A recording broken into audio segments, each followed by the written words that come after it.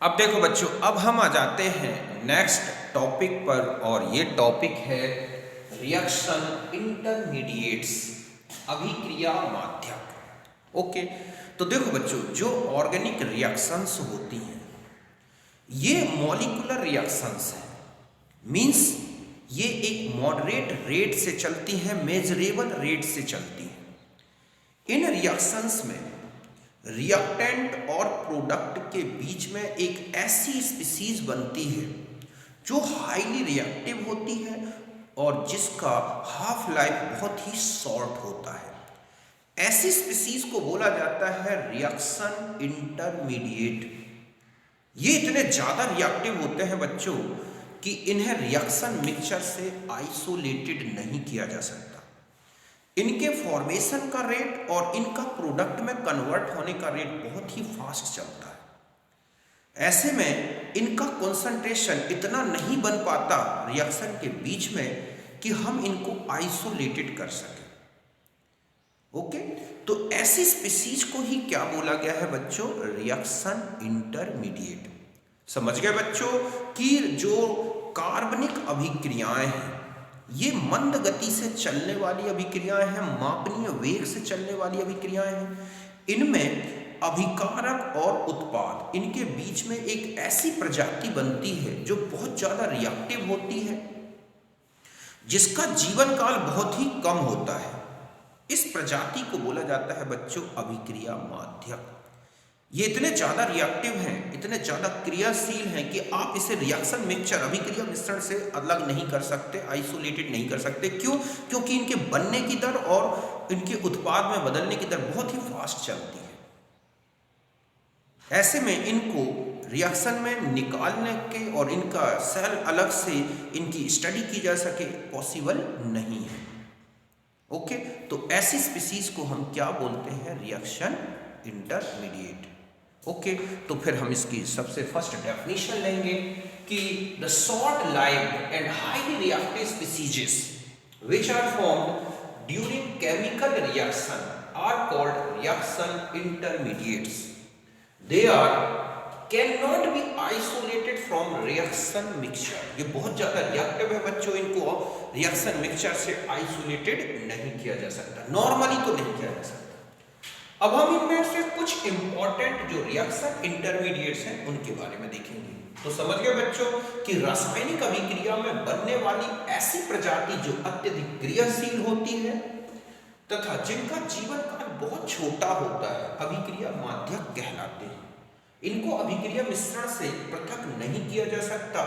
इनमें कुछ माध्यक इस प्रकार है। एक है कार्बोकैटायन, जिसको बोलते हैं कार्बोनियम आयन, कार्बोधनायन, फ्री रेडिकल मुक्त मूलक, कार्बेनाइन, कार्बीन, नाइट्रीन और बेंजाइन। हम इन रिएक्शन इंटरमीडिएट्स को डिटेल में डिस्कस करेंगे। ये कैसे बनते हैं, क्या क्या इनके कैरेक्टरिस्टिक्स होते हैं, कैसे इनकी स्टेबिलिटी आती है और क्या इनके स्ट्रक्चर्स होते हैं, हम इनको डिटेल में डिस्कस करेंगे। ओके, तो पहले आप इन्हें नोट करें।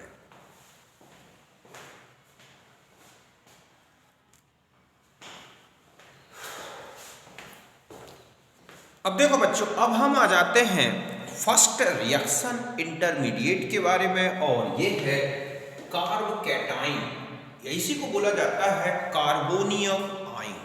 समझ गए बच्चों? कार्बोधनायन या कार्बोनियम आयन। तो देखो बच्चों, ऐसी रिएक्शन इंटरमीडिएट स्पीसीज जो कोवैलेंट बॉन्ड के हेटेरोलाइटिक फिजन से बनता है और इसमें कार्बन एटम अपने वैलेंसी सेल में 6 इलेक्ट्रॉन रखता है और उसमें पॉजिटिव चार्ज होता है। तो ऐसी रिएक्शन इंटरमीडिएट स्पीसीज को हम बोलते हैं बच्चों क्या?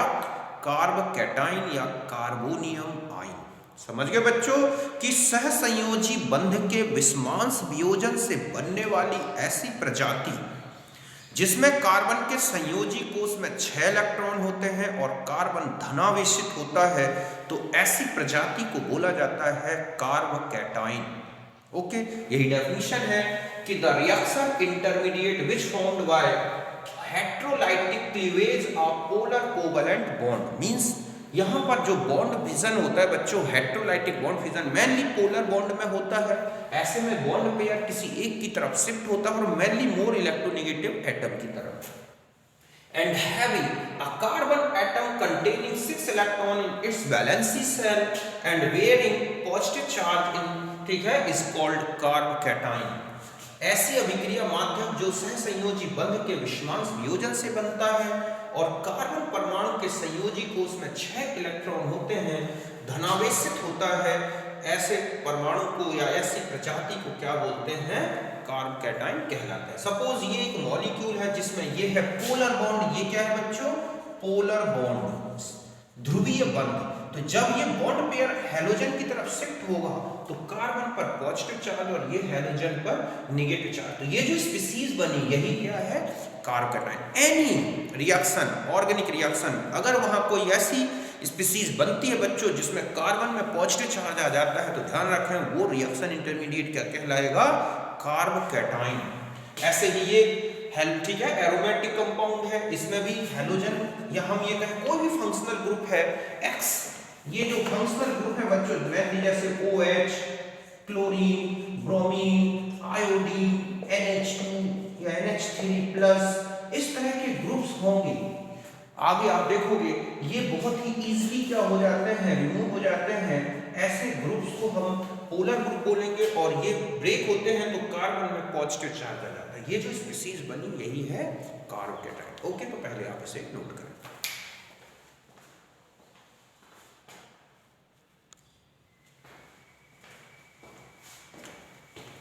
अब देखो बच्चों, अब हम आ जाते हैं कुछ कैरेक्टरिस्टिक्स ऑफ कार्बोकैटायंस में। ओके, तो फर्स्ट है कि carbon atom carrying positive charge and has 6 electron in valency shell. ये तो मैंने पहले ही डिफाइन कर दिया है कि कार्बोकैटायन वो स्पीसीज है जिसमें कार्बन में पॉजिटिव चार्ज होगा और कार्बन का वैलेंसी शेल में कितने इलेक्ट्रॉन्स होते हैं बच्चों? 6। समझ गए बच्चों कि कार्बन धनावेशित होता है और संयोजी कोष में 6 इलेक्ट्रॉन होते हैं। नेक्स्ट है कि इलेक्ट्रोफिलिक इन नेचर। आप देखोगे कि कार्बोकैटायन का जो कार्बन एटम है जिसमें पॉजिटिव चार्ज है उसका ऑक्टेट 2 इलेक्ट्रॉन्स से क्या होता है बच्चों? इनकम्प्लीट।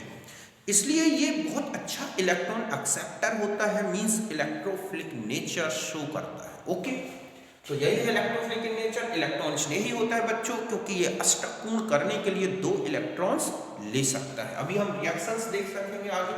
डाईमैग्नेटिक इन नेचर, इनमें जो इलेक्ट्रॉन्स होते हैं आप देखोगे कार्बोकैटायन में कि ये है 3 बॉन्ड्स और यहाँ है पॉजिटिव चार्ज। तो ये जो इलेक्ट्रॉन्स है बच्चों ये पेयर्ड होते हैं और ऐसे में ये पूरी स्पीसीज जो है वो कैसी होती है? डाईमैग्नेटिक इन नेचर, प्रतिचुंबकीय। ओके, नेक्स्ट है कि it can show rearrangement for achieve more stability. Okay, means ये अपने आप को ज्यादा स्टेबल बनाने के लिए बच्चों अपने आप में एक रीअरेंजमेंट शो करता है। और ये जो रीअरेंजमेंट है बच्चों ये किसके थ्रू होता है?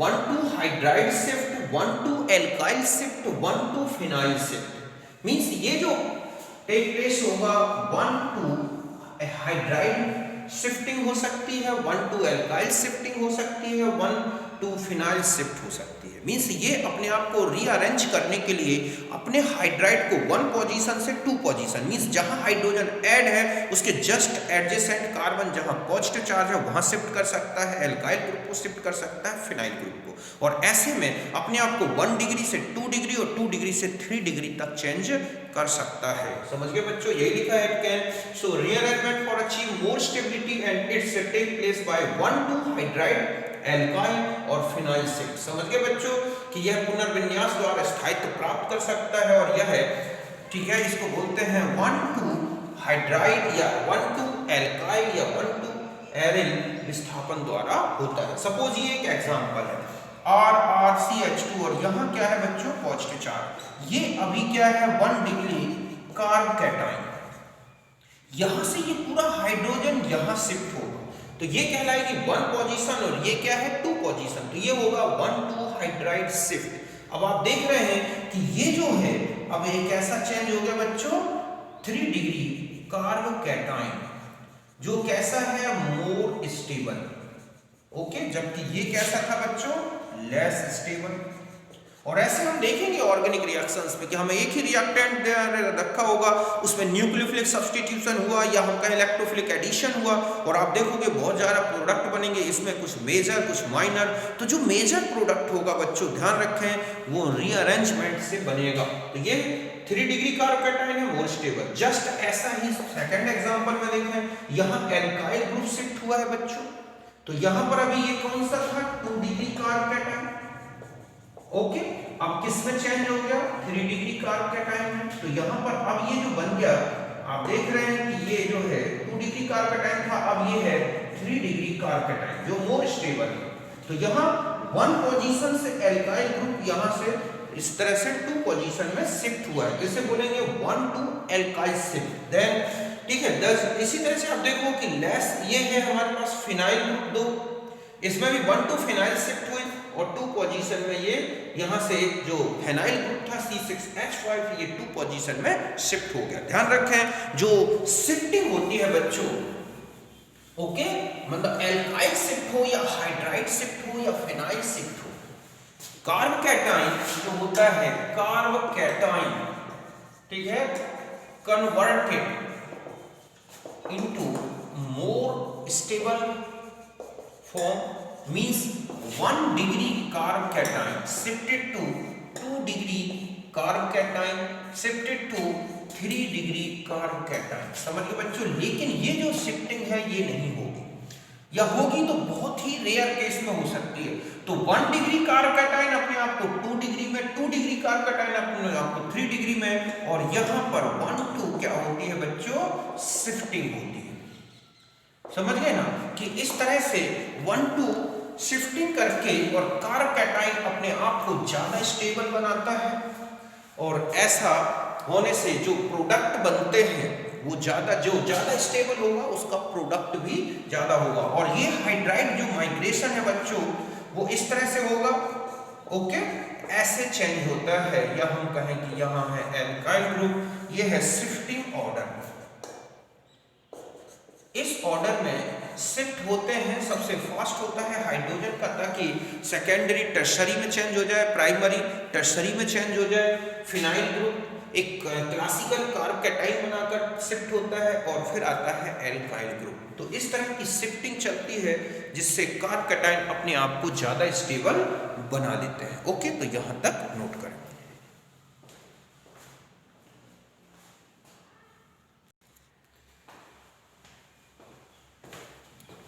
अब देखो बच्चों, अब हम आ जाते हैं types of carbocations and stability.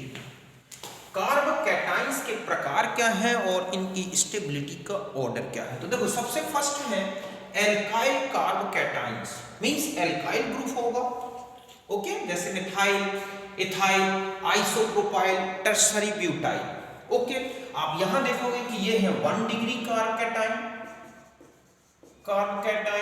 ये है 2 डिग्री कार्बोकैटायन, ओके बच्चों, और ये है 3 डिग्री कार्बोकैटायन। तो ये 1 डिग्री कार्बोकैटायन, इससे ज्यादा 2 डिग्री कार्बोकैटायन। ध्यान रखें बच्चों, ये स्टेबिलिटी का ऑर्डर होता है, और इनसे ज्यादा 3 डिग्री कार्बोकैटायन स्टेबल है। ये इनकी स्टेबिलिटी का ऑर्डर है। मिथाइल से इथाइल, इथाइल से प्रोपाइल, प्रोपाइल से टर्शरी ब्यूटाइल। हम यहाँ ध्यान रखें कि जो इनकी स्टेबिलिटी है उनको 2 फैक्टर्स डिटरमाइन करते हैं। इंडक्टिव फैक्ट, एल्काइल ग्रुप का inductive fact electron releasing nature, इसमें कार्बन के पॉजिटिव चार्ज को डिक्रीज करता है। एंड सेकेंड है हाइपर कॉन्जुगेशन। हाइपर कॉन्जुगेशन के कारण इनके रेजोनेटिंग स्ट्रक्चर्स बढ़ते हैं, और जितने ज़्यादा रेजोनेटिंग स्ट्रक्चर्स हम जानते हैं वो उतना ही ज़्यादा स्टेबल होगा। अगर आप फर्स्ट में जाएं तो इसमें कोई अल्फा हाइड्रोजन नहीं है, केवल एक ही रेजोनेटिंग स्ट्रक्चर होगा बच्चों। सेकेंड में जाओगे तो अल्फा हाइड्रोजन आप देखोगे 3 है, ये है 3 अल्फा हाइड्रोजन, और इसके रेजोनेटिंग स्ट्रक्चर 4 होंगे। इसमें जाएंगे तो आप देखोगे 6 और 7 रेजोनेटिंग स्ट्रक्चर, और इसमें 9 अल्फा हाइड्रोजन है और 10 रेजोनेटिंग स्ट्रक्चर्स हैं। CH3 टर्शरी ब्यूटाइल जो कार्बोकैटायन है हाईली स्टेबल, ठीक है, it is due to hyper conjugation main effect. ये जो बेंजिल कार्बोकैटायन होता है बच्चों C6H5 CH2+, उससे भी कहीं ज्यादा स्टेबल है। It is due to hyper conjugation 10 resonating structures. Okay, कि जो टर्सरी ब्यूटाइल कार्बोकेटाइन है बच्चों सबसे ज्यादा स्थायी है, क्योंकि इसमें अति संयुग्मन होता है, 10 अनुनादी रूप बनते हैं। ये बेंजील कार्बोकेटाइन से भी ज्यादा स्टेबल है, जबकि उसमें रेजोनेंस है। ध्यान रखें, इंडक्टिव फैक्ट से ज्यादा इफेक्टिव कौन होता है बच्चों? Hyper conjugation. अभी मैं एक एग्जांपल से बता रहा हूं, जहां इंडक्टिव फैक्ट तो ज्यादा है लेकिन हाइपर कॉन्जुगेशन कम होने से उसकी स्टेबिलिटी कम हो गई है। ओके, तो पहले आप इसे नोट करें।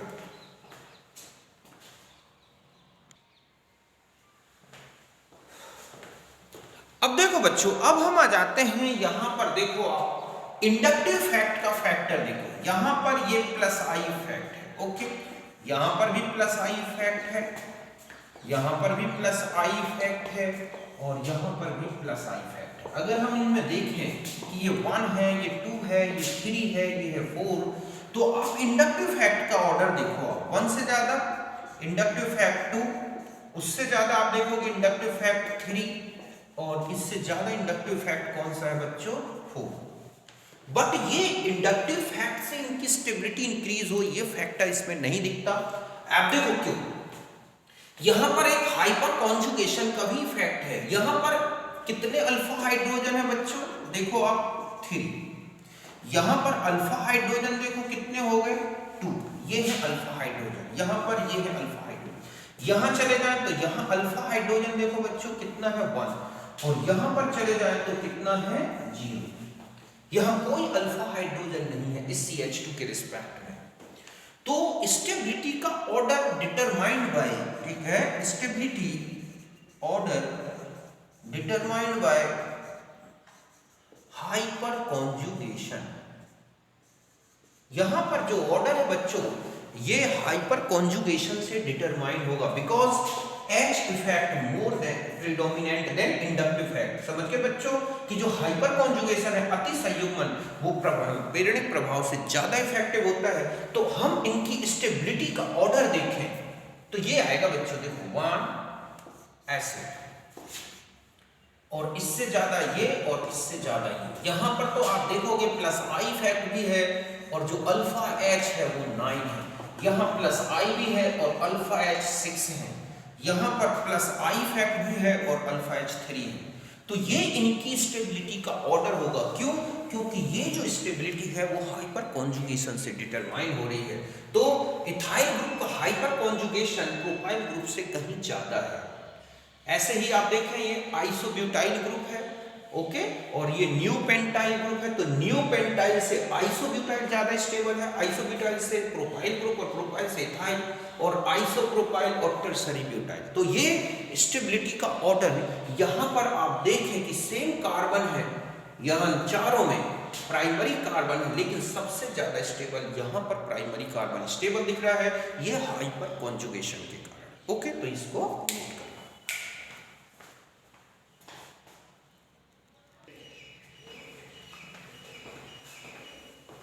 अब देखो बच्चों, नेक्स्ट है allyl carbocation, allyl carbocation. Allyl group इतना होता है बच्चों कि डबल बॉन्ड की अल्फा पोजीशन में पॉजिटिव चार्ज देखें तो ये है एलाइल ग्रुप। यहां आप देखें ये 1 डिग्री एलाइल है। क्या है बच्चों? ये 1 डिग्री एलाइल ग्रुप। ये है 2 डिग्री एलाइल ग्रुप, और ये है 3 degree allyl carb cation. Okay, अब हम इनके तीनों की पहले स्टेबिलिटी देखें तो देखो बच्चों, इनमें जो स्टेबिलिटी है वो केवल किसके फैक्ट के कारण है? अगर आप यहां पर देखें तो रेजोनेंस इफेक्ट है। ओके, यहां पर जो स्टेबिलिटी है बच्चों वो केवल क्या है? Resonance effect. यहां आ जाए, यहां रेजोनेंस इफेक्ट भी है, means R positive, inductive fact भी है, और हाइपर कॉन्जुगेशन भी है। देखो ये रेजोनेंस इफेक्ट करेगा तो दूसरा फॉर्म बन जाएगा, ये यहां शिफ्ट हो जाएगा। एक स्ट्रक्चर ऐसे भी बन सकता है बच्चों, एक इसी में यहां बता दूं कि ये है CH2 प्लस CH2, ऐसे चेंज हो सकता है ना, जस्ट ऐसा ये भी चेंज हो सकता है। तो यहां देखो, ये एक तो रेजोनेंस इफेक्ट है, इस एल्काइल ग्रुप का मिथाइल ग्रुप का इंडक्टिव फैक्ट भी है, और हाइपर कॉन्जुगेशन भी है, बिकॉज ये है अल्फा H। कितने हैं बच्चों? यहां पर आप देखो कि जो अल्फा H है, यहां पर अल्फा H कितने हैं? 3। तो 3 ये है, तो 3 तो रेजोनेटिंग स्ट्रक्चर इससे, और 2 रेजोनेटिंग स्ट्रक्चर इससे, तो इसके जो कुल रेजोनेंस स्ट्रक्चर है बच्चों वो 2 और 3, ये कितने होंगे 5 कैसे होगा बच्चों, 3 तो इससे बनेंगे अल्फा एच से, और एक तो ये बना हुआ है और एक ऐसा रेजोनेंस के कारण, तो इसके कितने होंगे 5। ओके, यहां आ जाए, यहां देखो आप, यहां पर भी रेजोनेंस प्लस ये है इंडक्टिव फैक्ट, और प्लस यहां पर क्या है हाइपर कॉन्जुगेशन।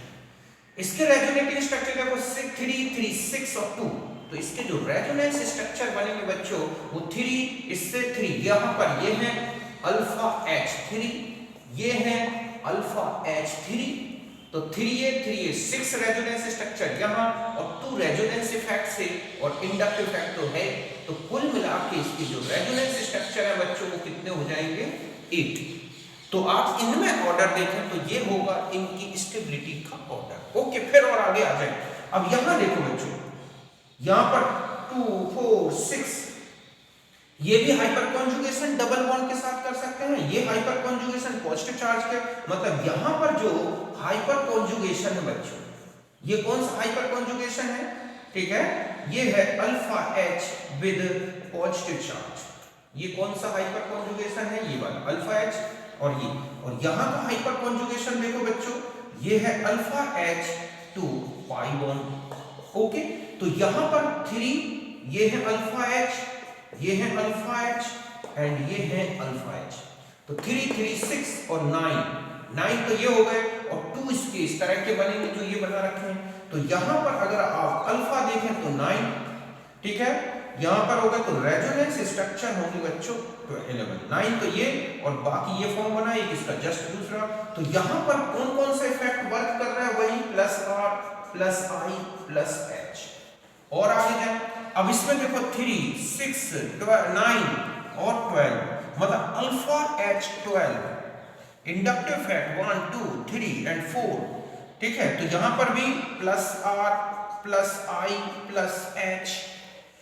तो रेजोनेटिंग स्ट्रक्चर देखो बच्चों 9 12 तो ये हो गए, और 2 तो ये कितने हो जाएंगे 14, यहां आ जाए 1 2 3 4 5 6 1 3 6 9 12 15, तो यहां पर जो अल्फा H है आप देखोगे कितने हैं 15, रेजोनेंस स्ट्रक्चर कितने हो जाएंगे बच्चों 17, 15 तो 1 2 ये हो गए, एक ये बना है तो 16, और एक इसका दूसरा रेजोनेटिंग, तो यहां पर भी plus R plus I plus, ठीक है, H सभी इफेक्टिव है। तो सबसे ज्यादा रेजोनेटिंग स्ट्रक्चर यहां है, तो यहां पर स्टेबिलिटी का ध्यान रखना है कि जो स्टेबिलिटी है directly proportional to the number of resonating structures, जितने ज्यादा रेजोनेटिंग स्ट्रक्चर्स उतना ही ज्यादा स्टेबल। इनमें देखें आप तो एलाइड कार्बोकैटायन इंडक्टिव इफेक्ट से, रेजोनेंस इफेक्ट से, हाइपर कॉन्जुगेशन, इन इफेक्ट से स्टेबल होते हैं। तो यहां तक नोट करो।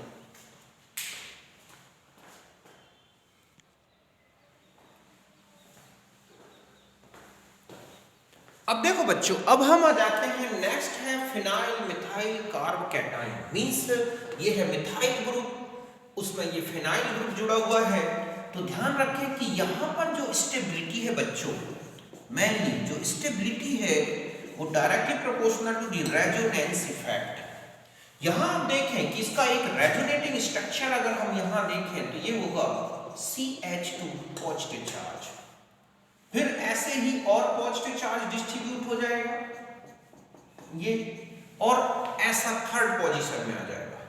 तो यहां पर अगर आप इसके स्ट्रक्चर्स देखें तो इसमें 3 बार पॉजिटिव चार्ज डिस्ट्रीब्यूट होगा, इसमें 2 रिंग है आप देखेंगे 1 2 3, तो इसमें 3 यहां पर डिस्ट्रीब्यूट होगा, 3 यहां पर डिस्ट्रीब्यूट होगा, 3 रिंग्स कर दे ट्राइफिनाइल मिथेन मिथाइल रेडिकल, तो यहां यहां यहां ये देखें आप। ओके, तो यहां पर अगर हम इसके रेजोनेटिंग स्ट्रक्चर देखें बच्चों, तो पॉजिटिव चार्ज एक रिंग में डिस्ट्रीब्यूट होता है, तो कुल कितने इसके रेजोनेटिंग स्ट्रक्चर्स बन रहे हैं आप देखो।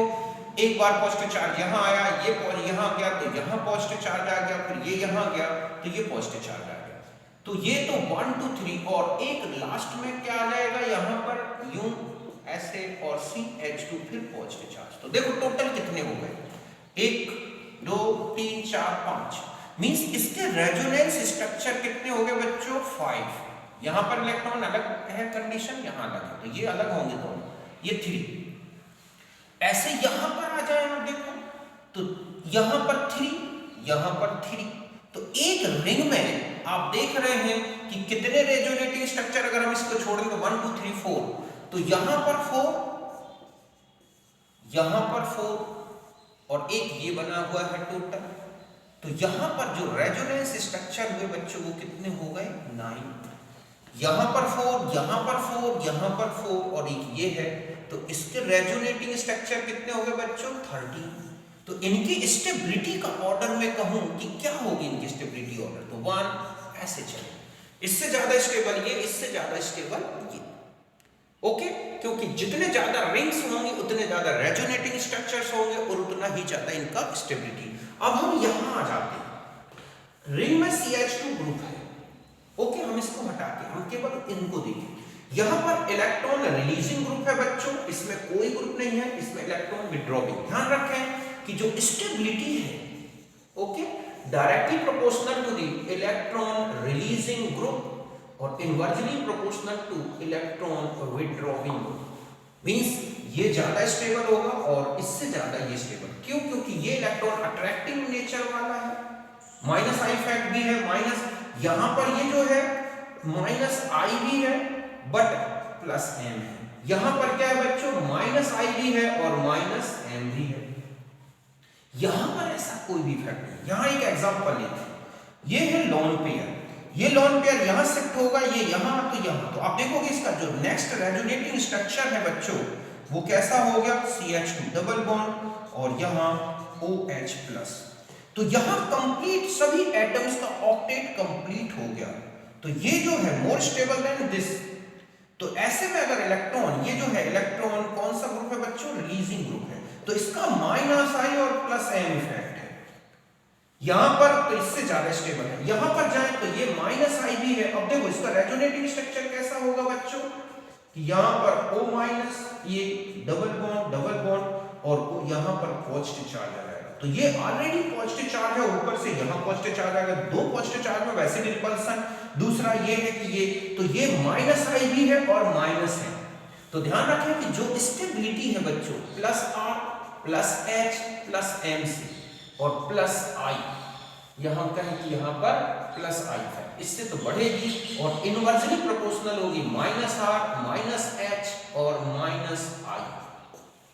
ओके, तो यहां पर माइनस आई भी है माइनस एम भी है, यहां पर माइनस आई भी है और माइनस प्लस एम है। तो ये ज्यादा इफेक्ट ये है इलेक्ट्रॉन रिलीजिंग है बच्चों और ये क्या है इलेक्ट्रॉन विड्रॉइंग। तो ये कम स्टेबल, तो ये ऑर्डर आएगा। अब आता है कि हम इनका कंपेयर करें। ओके, मैं इसको मिटा दूं, यहां से हटा दूं, यहां से आपने समझ गए होंगे। यहां अब आता है कि इसमें और इसमें कौन ज्यादा स्टेबल होगा। तो ध्यान रखें कि यहां पर माइनस आई इफेक्ट है और प्लस एम इफेक्ट है, लेकिन यहां पर ये इफेक्टिव है। क्या है बच्चों यहां पर ये इफेक्टिव है, बट यहां पर ये इफेक्टिव नहीं है। हम ये कह सकते हैं, इसको हटा सकते हैं यहां से।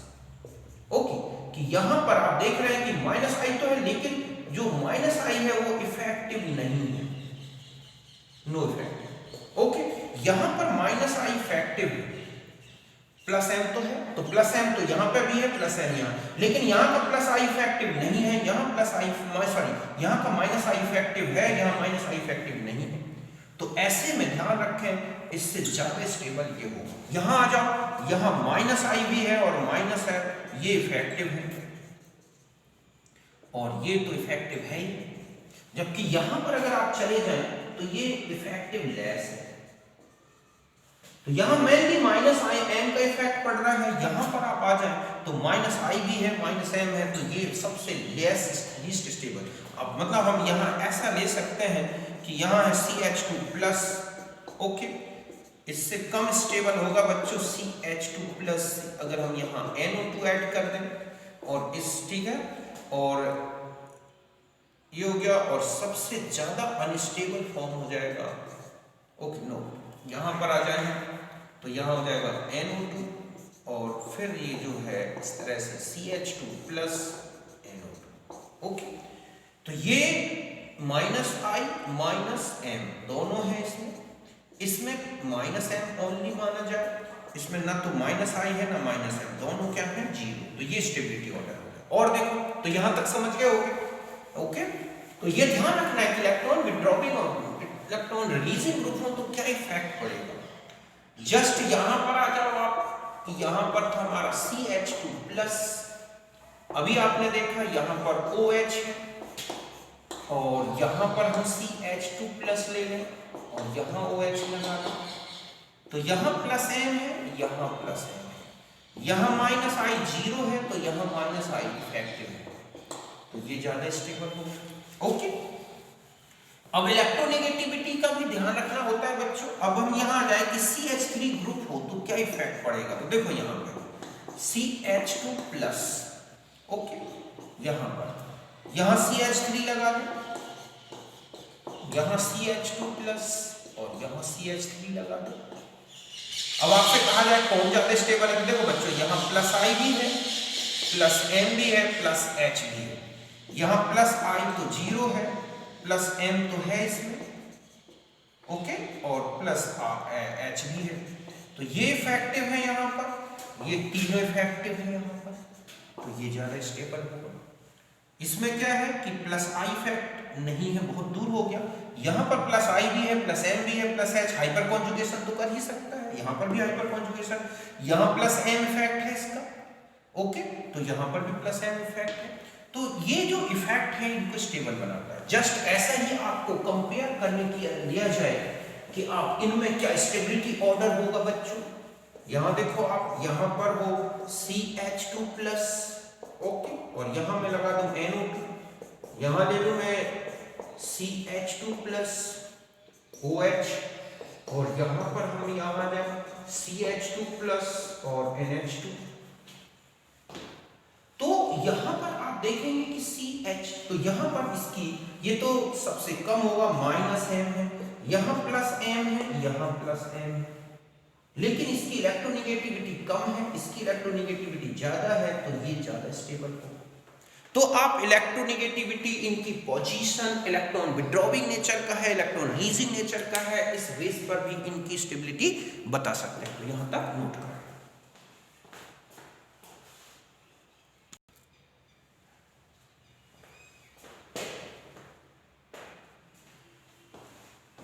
अब देखो बच्चों नेक्स्ट आता है एरोमेटिक कार्ब कैटाइन। तो ध्यान रखें कि एरोमेटिक कार्ब कैटाइन एरोमेटिसिटी के कारण हाईली स्टेबल होते हैं, ठीक है, highly stable due to aromaticity. ये जो है हाईली स्टेबल है एरोमेटिसिटी के कारण। और जितने ज्यादा, ध्यान रखें, stability directly proportional to the resonance structure. तो इसके रेजोनेंस स्ट्रक्चर अगर आप देखें तो पॉजिटिव चार्ज को 7 कार्बन में हम डिस्ट्रीब्यूट कर सकते हैं। यहाँ पॉजिटिव चार्ज 3 में है, यहाँ 2 पॉजिटिव चार्ज 1 2, यहाँ आ सकता है 1 2, यहाँ आ सकता है 1 2 यहाँ। तो इनके रेजोनेटिंग स्ट्रक्चर सबसे ज्यादा किसमें है बच्चों, फर्स्ट में, फिर उसमें के बाद थर्ड में और फिर सेकंड में। तो ये इनकी स्टेबिलिटी का ऑर्डर है। ध्यान रखें ये हाईली स्टेबल है, एलाइल, बेंजाइल और एल्किल सभी से स्टेबल है। अब हम आ जाते हैं ट्राइसाइक्लोप्रोपाइल मिथाइल रेडिकल। ये highly stable due to dancing resonance. Dancing resonance क्या मींस कि ring strand which converted into strandless form. इसमें जो रिंग है ना बच्चों, ये इस तरह से ब्रेक हो जाती है, इसमें बहुत ज्यादा स्ट्रैंड होता है, इसको बोलते हैं रिंग स्ट्रैंड। बिकॉज थीटा जो है बच्चों ये लेस देन कितना है 120 डिग्री, कितना होता है 60 डिग्री। तो बहुत ज्यादा इसमें तनाव रहता है, स्ट्रेन रहता है। तो ये अपने आप को, ये बॉन्ड यहां शिफ्ट होता है तो ये फॉर्म बन गया, ऐसे ही ये बॉन्ड यहां आ गया तो ये फॉर्म बन गया। तो ये रेजोनेटिंग स्ट्रक्चर बहुत हाईली स्टेबल है। जब तक इस फॉर्म में है बहुत ज्यादा अनस्टेबल है, हाईली। यहां पर क्या है बच्चों, हाईली अनस्टेबल, ओके। लेकिन यहां पर ये क्या हो गया अब स्टेबल। और ध्यान रखें कि जितने ज्यादा रिंग्स होंगे उतने ज्यादा इनके स्ट्रक्चर्स बनेंगे और ये उतना ही स्टेबल होते हैं। तो ये हमारा फोर्थ जो भी टाइप था ये हो गया फोर्थ। तो ये क्या हो गया हमारे पास फिफ्थ टाइप। तो आपने देखा कि ये इनकी स्टेबिलिटी का ऑर्डर होगा। क्यों? क्योंकि ये इनकी रेजोनेंस स्ट्रक्चर जो स्टेबिलिटी है बच्चों directly proportional to the resonance structure, तो ये स्टेबल है। अब हम एक ओवरऑल ऑर्डर देखें बच्चों स्टेबिलिटी का, ओके। तो पहले आप इसे नोट करें।